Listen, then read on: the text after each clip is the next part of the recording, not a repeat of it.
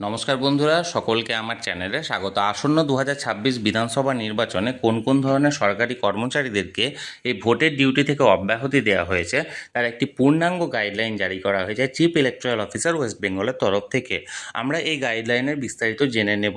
দেখুন, এই গাইডলাইনটা ইস্যু করা হয়েছে গতকালকে 3 এপ্রিল 2026। গতকালকে জারি করা হলেও এটা পাবলিশড হয়েছে আজকে, অর্থাৎ 4 এপ্রিল। এখানে এই অর্ডারটি দেখুন, from chief electoral officer West Bengal to district electional officer all district, অর্থাৎ চিফ ইলেকট্রাল অফিসারের তরফ থেকে সমস্ত ডিইও অর্থাৎ ডিস্ট্রিক্ট ইলেকশন অফিসারকে এখানে করা হয়েছে। এখানে যে মূল যে বিষয়গুলি সেগুলো এখানে তুলে ধরছি, অযথা সমস্ত কিছু দীর্ঘায়িত করছি না। দেখুন, নাম্বার 1-এ এখানে বলা হয়েছে all contractual employees shall be excluded from both categorised as well as yet to be categorised data, অর্থাৎ সমস্ত ধরনের কন্ট্রাকচুয়াল কর্মচারীকে এই ভোট প্রক্রিয়া থেকে বাদ দিতে হবে, অর্থাৎ কোনো কন্ট্রাকচুয়াল কর্মচারীদেরকে নেওয়া হবে না। দেখুন, number 2, a detailed analysis of employees under each category, namely presiding officer, polling officer 1, polling officer 2 and polling officer 3 shall be carried out on the basis of central government, state government and gender wise distribution, অর্থাৎ লিঙ্গ অনুযায়ী সমস্ত ধরনের যে সমস্ত এমপ্লয়ীদেরকে নেওয়া হয়েছে তার একটা ডিটেল অ্যানালাইসিস করা হবে এবং সেই মতো presiding officer first polling, second polling এবং থার্ড পোলিংকে ক্যাটাগরাইজড করা হবে। দেখুন, number 3, separate list shall be prepare. Separate list prepare করা হবে কাদের জন্য? দেখুন, সেন্ট্রাল গভর্নমেন্ট আর সেন্ট্রাল পিএসইউ এমপ্লয়ীদের জন্য আলাদা এবং স্টেট গভর্নমেন্ট আর state PSU employees categorise presiding officer, polling officer 1, 2 and 3, অর্থাৎ সেন্ট্রাল গভর্নমেন্টের স্টাফদের একটা আলাদা লিস্ট এবং রাজ্য সরকারি এমপ্লয়ীদের যারা আছেন তাদের একটা আলাদা লিস্ট। দেখুন, number 4, all central government and central PSU employees shall be categorized as presiding officer and polling personnel in accordance with their seniority, pay scale and rank.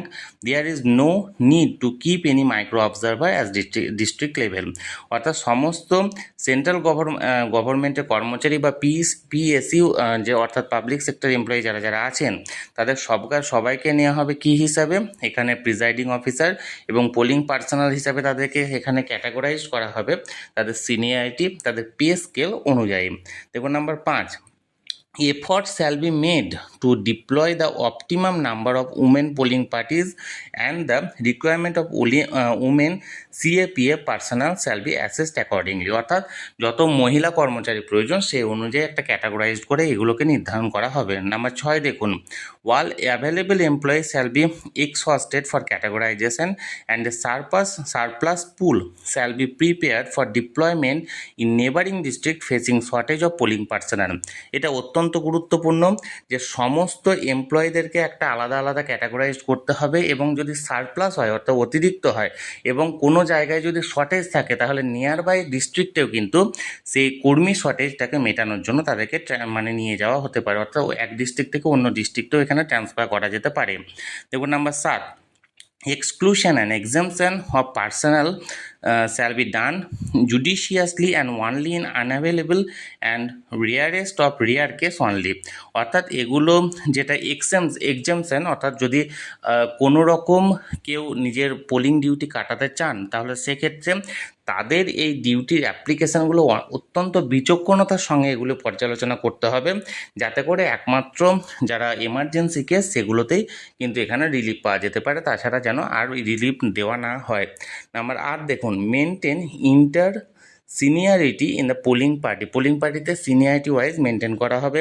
Number 9, দেখুন, এখানে এটা অত্যন্ত গুরুত্বপূর্ণ, বুথ লেভেল অফিসার অর্থাৎ BLO shall be engaged at polling station for facilitating ভ্যাব or mobile disposition arrangement at the polling station, অর্থাৎ যে সমস্ত বিএলওরা আছে তাদেরকে নির্দিষ্ট যে বুথে তিনি বিএলও সে বুথে বসতে হবে, ভ্যাব ডিউটি এবং মোবাইল ডিসপোজিশন যে কাজ আছে সেই কাজটি করার জন্য।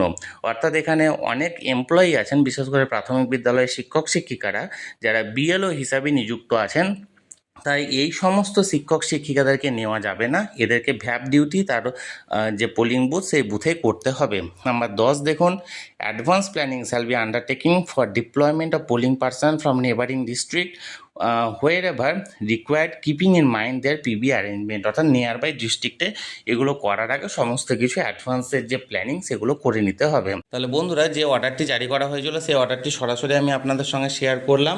এই মুহূর্তে কন্ট্রাকচুয়াল এমপ্লয়ীদের পাশাপাশি যে সমস্ত এমপ্লয়িরা বিএলও হিসাবে নিযুক্ত আছেন তাদেরকে ভোটের ডিউটি থেকে এই মুহূর্তে বাদ দেওয়া হয়েছে। তাহলে এই নিয়ে যদি আপনাদের কোনো প্রশ্ন থাকে অবশ্যই কমেন্ট করুন, আর ভিডিওটি ভালো লেগে থাকলে অবশ্যই এটি লাইক করুন এবং সকলের সঙ্গে শেয়ার করুন, আর সেই সাথে চ্যানেলে প্রথমবার হলে অবশ্যই চ্যানেলটিকে সাবস্ক্রাইব করে রাখুন। ধন্যবাদ, দেখা হচ্ছে পরের ভিডিওতে।